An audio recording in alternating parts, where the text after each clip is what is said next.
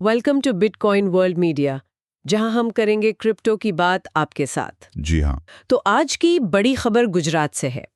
वहां पुलिस ने चेतन गंगानी नाम के एक आदमी को गिरफ्तार किया है। जी हाँ, और मामला काफी संगीन है।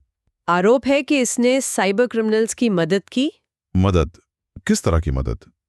करीब 10 करोड़ रुपए जो फ्रॉड से आए थे, उनको डिजिटल पैसे मतलब यूएसडीटी में कन्वर्ट किया। अच्छा, यूएसडीटी में? और फिर उस पैसे को पाकिस्तान में एक डिजिटल अकाउंट में भेज दिया। 10 करोड़? ये तो बहुत बड़ी रकम है। और ये अकेला था? नहीं, ये तो एक बड़े गिरोह का हिस्सा बताया जा रहा है। इसी गैंग के 6 लोग पहले भी पकड़े गए थे नवंबर में ही। ओह, मतलब ये पूरा नेटवर्क है। हाँ बिल्कुल, ये लोग ऑनलाइन फ्रॉड करते थे और पैसे का रूट छुपाने के लिए क्या कहते हैं, म्यूल अकाउंट्स यूज करते थे। Mule accounts? वो क्या होते हैं? मतलब कितने अकाउंट्स? म्यूल अकाउंट्स मतलब दूसरों के नाम पे खुलवाए गए बैंक खाते। और आप यकीन नहीं करेंगे, 100 से भी ज्यादा ऐसे खाते इस्तेमाल हुए। 100 से ज्यादा?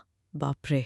हाँ, और इन खातों के जरिए करीब करीब 200 करोड़ रुपए इधर उधर किए गए। सोचिए जरा। 200 करोड़, ये तो बहुत ही बड़ा ऑपरेशन लगता है। तो इसमें गंगानी का क्या रोल था? वो सिर्फ पैसे बदलता था? हाँ, उसका मुख्य काम यही था।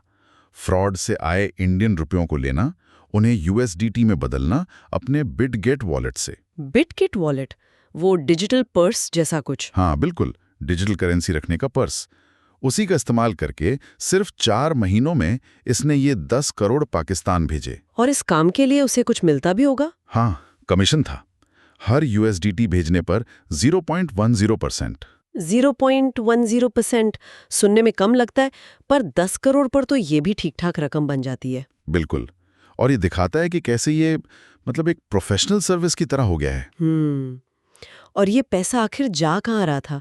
मतलब वो जो पाकिस्तानी अकाउंट था, उसके बारे में कुछ पता चला? हाँ, रिपोर्ट्स के मुताबिक उस अकाउंट में भारत से टोटल कोई 25 से 29 करोड़ रुपए जमा हुए थे। अच्छा, मतलब ये गुजरात वाला गैंग तो बस एक हिस्सा था इस पूरे खेल का। बिल्कुल। गुजरात साइबर क्राइम डिपार्टमेंट ने पूरा नेटवर्क ट्रैक किया है। ये गुजरात में मोरबी, सूरत, सुरेंद्रनगर, कई जिलों में फैला था और तार सीधे पाकिस्तान से। और ये जो फ्रॉड की बात हो रही है, किस तरह की फ्रॉड थे जिनसे ये पैसा आ रहा था? कई तरह के, जैसे वो डिजिटल गिरफ्तारी का झांसा देकर पैसे वसूलना। ओह हाँ, वो आजकल बहुत चल रहा है। हाँ, फिर वो छोटे छोटे ऑनलाइन टास्क करके पैसे कमाने वाले फ्रॉड, नकली इन्वेस्टमेंट स्कीम्स, फर्जी लोन वाले app, part time job scam, सब कुछ। मतलब आम लोगों को फंसाने के बहुत सारे तरीके। जी। इन सब तरीकों से पैसा पहले इन म्यूल अकाउंट्स में आता था, फिर क्रिप्टो बनकर देश से बाहर। तो ये तो मतलब पुराने बैंकिंग तरीकों और नई क्रिप्टो टेक्नोलॉजी दोनों का मिक्स इस्तेमाल कर रहे थे अपराधी। बिल्कुल सही। पहले म्यूल अकाउंट से बैंकिंग सिस्टम का गलत इस्तेमाल, फिर क्रिप्टो के रास्ते पैसा गायब। इस केस से एक बात तो साफ है कि भारत में डिजिटल संपत्ति मतलब क्रिप्टो को लेकर कड़े नियम कानूनों की सख्त जरूरत है। हाँ, बहुत जरूरी है, ताकि ऐसे अपराध रुकें और आम नागरिक सुरक्षित रहें, खासकर जब पैसा देश के बाहर जा रहा हो। सही बात है। चलिए अब एक सवाल लेते हैं जो शायद कई लोगों के मन में आया होगा।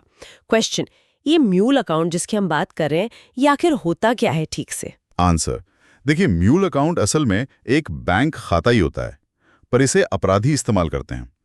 वो क्या करते हैं कि गलत तरीके से कमाए पैसों को छुपाने के लिए या एक जगह से दूसरी जगह भेजने के लिए अक्सर दूसरों के नाम पर खाते खुलवाते हैं। दूसरों के नाम पर कैसे? या तो किसी को लालच देकर या धोखे से उसके डॉक्यूमेंट्स इस्तेमाल करके। मकसद ये होता है कि अगर जांच हो तो पैसा सीधा अपराधी तक ना पहुंचे, वो पकड़ में ना आए। अच्छा, मतलब अपनी पहचान छुपाने और पैसे के असली सोर्स को छुपाने का तरीका रहे है। बिल्कुल, एक तरह से पैसों की लेयरिंग करने के लिए।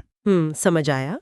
तो आज की चर्चा के बाद सोचने वाली बात यह है कि ये जो डिजिटल पैसे का लेन देन बढ़ रहा है, इसमें हम और आप खुद को सुरक्षित रखने के लिए क्या-क्या सावधानियां बरत सकते हैं। डेली न्यूज़ की जानकारी के लिए हमारे चैनल को सब्सक्राइब कर लें। जल्दी मिलते हैं एक नए टॉपिक के साथ। धन्यवाद।